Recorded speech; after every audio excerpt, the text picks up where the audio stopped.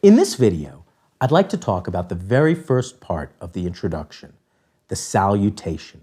Now, according to our 3x3 grid, the salutation has three parts: the welcome, the chance for you to introduce yourself, and the acknowledgements.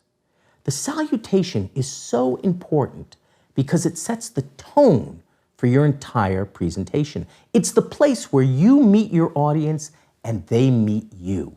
It's a kind of almost magical moment where a relationship, indeed a community, is formed. So even if your job is simply to stand up and turn on a video, do not forfeit this opportunity. Do not give up the chance to build community from the very start. So let's break down these three roles: welcome, introduction, acknowledgement. The welcome is literally the most formulaic part of the whole formula. It is simply where you walk on stage and you welcome the audience to your presentation, you give the title, and then you thank them. You thank them for coming. You just offer them thanks for coming out on a beautiful summer day and being willing to spend it with you, or for making their way through a snowstorm to listen to your talk.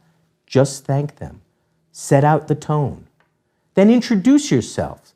This is very important. You have to tell them why you are speaking to them in the context that you are.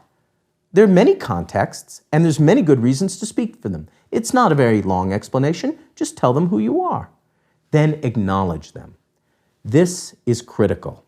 Now, in the course of my lectures, I'm going to tell you, or encourage you at least, to memorize your lectures. But in this one instance, I'm going to suggest that you be very careful with your words and perhaps draw a piece of paper and read. Why? Because when you acknowledge people, you need to get their names and their titles correctly. You need to accurately acknowledge.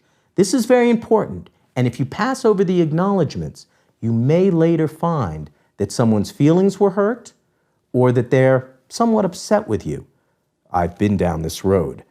Always take the time to acknowledge. People like to be acknowledged, even if they seem embarrassed, and even if they say, oh no, I did nothing. They'll be very proud if their work is recognized. So take the time to acknowledge.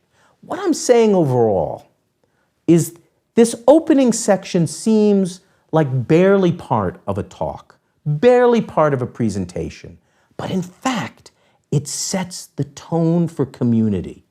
It establishes you as a leader among a group of people. And those people are various. They don't necessarily have to follow you. But if you do not make a community out of them, it will be a long uphill climb with a group of strangers. Do you want that?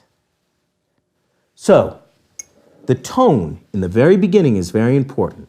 And if I may, I would suggest that that tone be warm and generous. Thank them, acknowledge them, welcome them. Be warm. Why not? Smile. Smiling literally lifts you up. But there's a trick to generosity. Generosity appears to be that you are giving something away, but really, they are giving everything away. By being generous, you actually lose nothing. And instead, they gain something, they gain the acknowledgement of your speech, but really they give you their ear.